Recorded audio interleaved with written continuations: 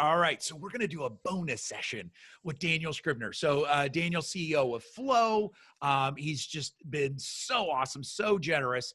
And I had a couple of questions that we didn't get to in the episode that I want to get to now. I almost feel like I need to whisper because it's a bonus or something. I don't know what it is, right? But we don't have to whisper the whole time, but I feel like we're sneaking something in. I'm excited about this. Okay. So you've been pretty vocal. You've been talking about Flow. Flow is an amazing set of products and software, all of that.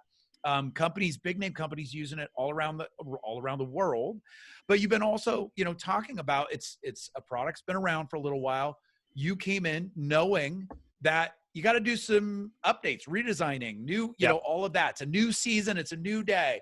So in some ways, it's like you guys are becoming an incredible comeback story. So I wanted to talk with you about that, but also in all of this COVID wildness, just about every individual, about every organization's going to need to think like comeback kid, right? Yes. Like we are all going to need to have our own comeback story as this thing plays out, as we're coming back from it, as things, establish a new normal. So I wanted to tap into that a little bit. So let's talk about that realization a little bit with Flow to say, all right, realizing, there's some times where we just realize, you know what, we got to retool. We gotta go after this. What was that for you and your team at Flow to say, all right, guys, it's time to take it to that next level? What was that like? Was that scary? Was that exciting? What was that initial experience like for you? Yeah, so to set up the context for everybody, so Flow's been around for 10 years, and over the last 10 years, we've had the company's had a really big shift from focusing on individuals, and it initially was a way for individuals to be able to manage their own task list, but also share, just tasks like even just like, hey, let's plan this party this weekend, or let's all go out on a double date, so let's fire off a task and kind of share a task. So that's where it started, and we've changed, and evolved a lot over the last 10 years. And right now, what we've been focusing on for the last 18 months is building an entirely new version of Flow that I call Flow X. And the X there is a nod to the fact that we've been in business for 10 years. We've learned a lot over that time. And, the couple things I would say really quickly is Flow's profitable, Flow's completely bootstrapped. Just for anyone that has a bootstrapped company, knows that world, it is insanely difficult to go from 0 to 1, from having an idea to having revenue and being kind of an ongoing concern. Yep. It is even more difficult, I think, to be in a hyper-competitive space, and in Flow's case, to be in a hyper-competitive space and still around and kicking and, thriving 10 years in. And so which I got to say, I love any comeback story, but if it starts from a place like that, I'm even more on board. You know what I mean? It's like, I love the humble beginnings to be able to say, so I love that. And, so to throw in maybe a couple other pieces that I think are relevant for people to know is, so I came into the role because the company needed just a new strategy. They needed a new tactic. And the way I really tried to approach that was, I had ideas about what I thought was maybe the issues or what I thought were some things that could be improved in the product. But I really tried to approach it as, let me spend the first 90 days, getting to know the team, digging in more, and trying to ground where I think we should go in that. And, and so kind of the approach in my mind that we've been executing on for the last 18 months is, we need to, at the end of that 18-month period, have a totally new product that's the best iteration of Flow to date. We need to also shift from being a Me Too player in a crowded space to being a differentiated player where there's a really clear reason why you would choose Flow and what we're good at. And the analogy I use there with the team and that I think about myself is, I think productivity tools is kind of like going to the grocery store and being in the ketchup section, where at the end of the day, it's all tomatoes and sugar and a few spices, and water red on that shelf. It's a lot of red. It's a lot of red on that shelf. And, you're not gonna, every brand on the shelf in order to survive and thrive has to have a differentiated reason you would go and use them. And if you don't, then I think in crowded marketplaces, which, I would say every marketplace is quickly becoming a crowded marketplace with things like Shopify and the barrier to entry to start and launch a business dropping to the floor.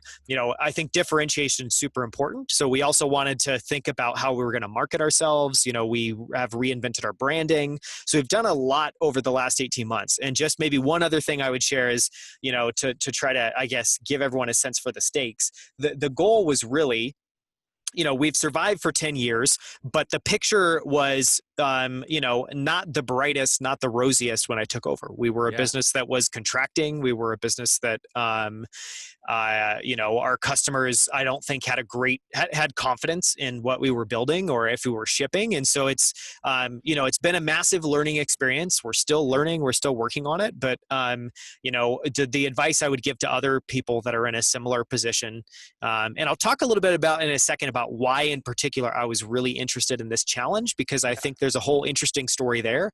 But what I would encourage people in a similar situation to do is really think about differentiation and really move to a model of like, let's pause, let's take a giant step back, and let's allow everything to be questioned. Nothing is sacred. Everything's open for debate and discussion. And then you really have to figure out a new vision for where you're going to head. And, I think a lot of times people think about that from the outside in, like, well, let me just look at our competitors and then maybe I'll just find a gap in the competitors and maybe I'll go after that. I think the right approach is much more internal, much more intrinsic, where you look at, what's your team's background? Why have customers chosen you historically? What if and so one insight that I leaned on was, things like customer satisfaction scores. And when we would send out a customer satisfaction survey to our customers, the people every single time that would rate us 10 out of 10, it was because they had tried all the other tools and they ultimately felt like, this isn't what I want to spend my time in. I don't want to spend my day here. It feels like I'm an accountant and I'm dealing with a spreadsheet of tasks, and I want something that feels beautiful. I want something that feels simple. I want something that has some of the power features, but isn't overly complicated and also isn't too simple. And so it's a difficult balance trying to figure out how to nail that and achieve that. But for me, turning internal, thinking about our origin story, thinking about why customers have been attracted to us, and thinking, really just the question of like, what are we uniquely capable of building, and what can only we make that would be really remarkable and really interesting in the space. That's awesome. And how has that been going? It's been going is the answer there. And it's been a perpetual, the best way to describe it, honestly, because we've had a lot of these discussions internally, is I think what it's taken for us is really just to embrace this. We are constantly iterating and refining our approach, what we're building in the product, how we're thinking about every single touch point as a company. And that is, I will just say, is very uncomfortable. I think a lot of people naturally want to, we all like to think of life as a straight journey from point A to point B. We don't want to be wasting time over here if we can just get there faster. Let my adventures happen in movies. I want predictability, which is not, exactly. And I don't think, unfortunately, I think that is a figment of our imaginations. I do not think that is how the world works. And if you look at any company's origin story or a turnaround story or a comeback story, there is none of those that is a straight line from A to B. And so it's, I think what it's taken internally for us, and this is why I say it's going, is because it's ultimately a process. And, we've really focused on over the last 18 months going through this process as a company. But I think what I'm taking away from it is this is something that this can never change. We always, forever going forward, need to be in this perpetual process of, our goal is almost to be, to be very scientific and to be looking at our product and our business and the touch points and how we communicate with customers. It's all ever evolving. And the goal should be that it should all be improving week over week, month over month. And, the goal there isn't just like, let's, run everybody into the ground. Let's all work endless hours. But the goal, I think, is, I think that to compete and win today, you have to be on top of everything in some capacity, and you have to be executing everything really well. And so I think the right way to think about that, the right expectation to set with your team is, we are going to be like a living organism. We're always evolving. We're always changing. And our goal is just to be fit to compete, fit to win, and fit to kind of offer something of unique value that our competitors can't, at each moment in time. And I love that. The goal is not normal. The goal is not predictable. The goal is continuing to evolve and grow, right? Because, and I think that is, and that's who we want in a team. That's how we want to operate, all of that from top to bottom. And who knew that you would be doing all of this? I mean, just normal course of business would be one thing, right? But then to have all of this happen at the same time where we're experiencing the most wild marketplace probably Yes. any of us have experienced. So, man, I love your mindset. I also appreciate your authenticity and transparency because that means a lot. But it also makes me, want to dive into flow even more. So just, Yeah. straight up, like I love the origin story, but I also appreciate the vision and how you're going about it. It's been a labor of love. And just the one note that I wanted to share is because I think this will resonate with people, and I'm sure there are other people out there that I don't know, this will have some significance for. But part of the reason I was really interested in taking on this challenge, because again, from the outside looking in, this is not a job I think generally a lot of people would sign up for. And I definitely, I would say, I walked into it a little, bright-eyed, bushy-tailed, and I've had to kind of, I've learned a lot on the job, but I would say it's an immense challenge to turn around a company. It's an immense challenge to turn around a company while keeping all the team members there and making sure that, you're doing right by everybody on the team and making sure they're in a role they're excited about where they can have a big impact. And I would just add, it's even harder to do that while you're a bootstrap profitable company, because I think it's very easy to say, hey, this isn't working. Let's go raise a bunch of capital so we can take the pressure off. And then, we've got some degrees of freedom and we don't have as many hard constraints.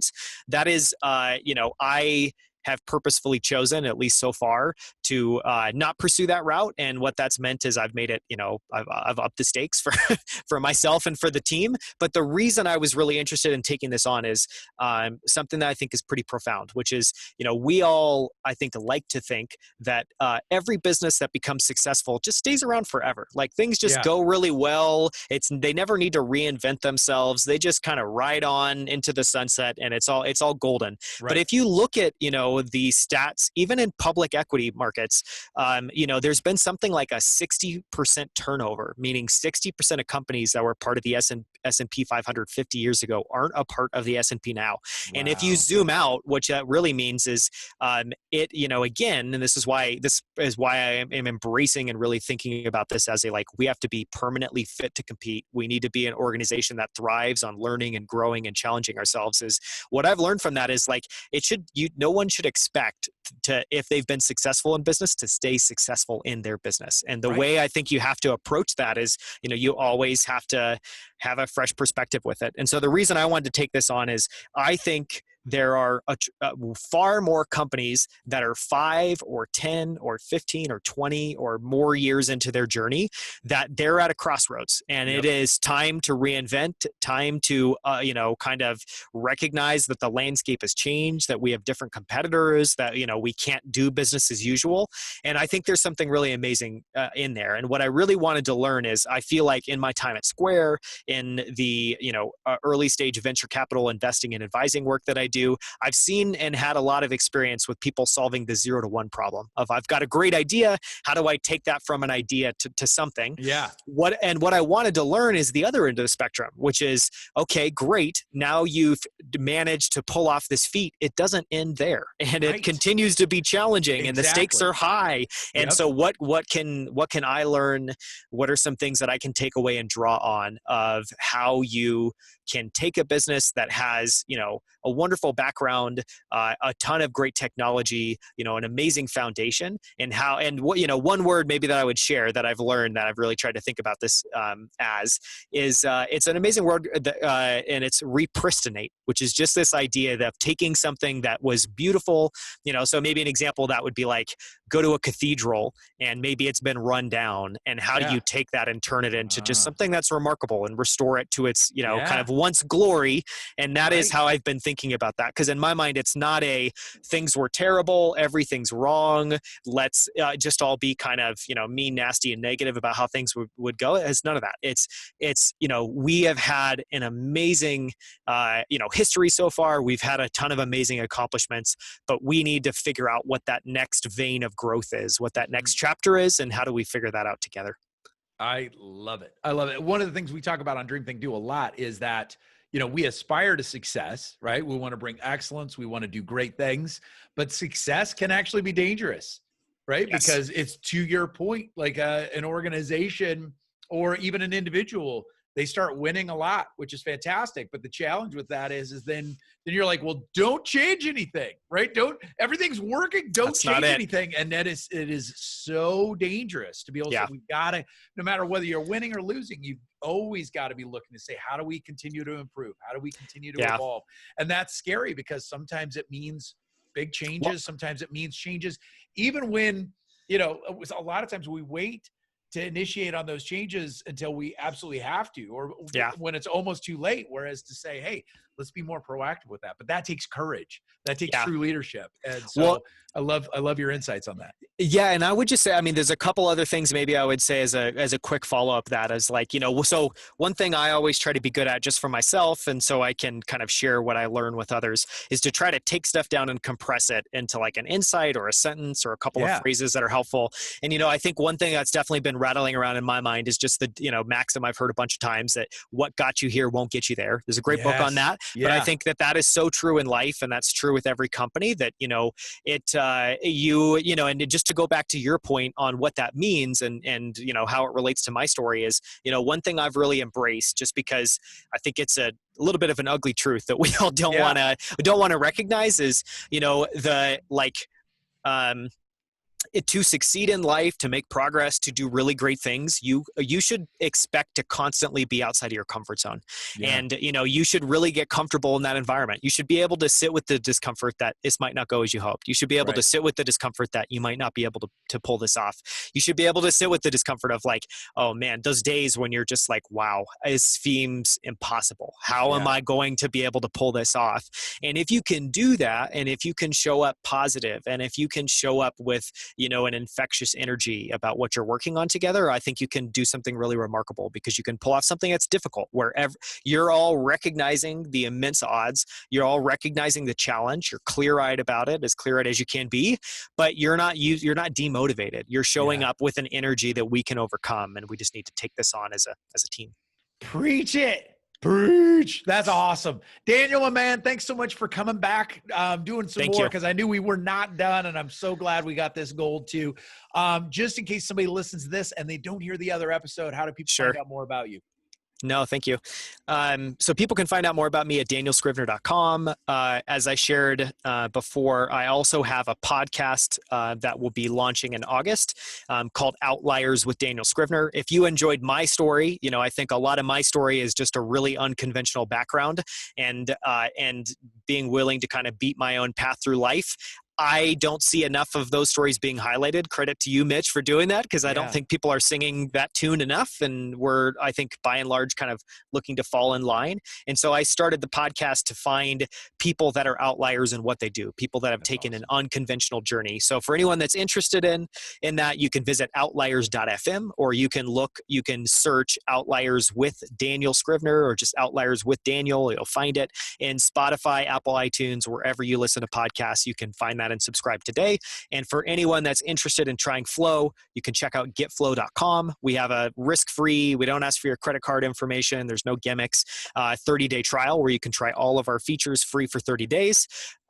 If you like it, we also have a promo code where you can save 25% off your first year with Flow. And that'll be in the show notes.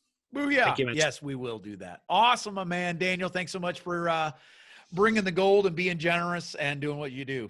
Thank you so much for having me on. I mean, I love the approach. I love your enthusiasm. I love the show. So thanks. It's been an honor to be on. Thank you. Well, we'll look forward to having you back, man. I will come back anytime. All right. Hey, that's recorded. That's recorded. Thanks, brother.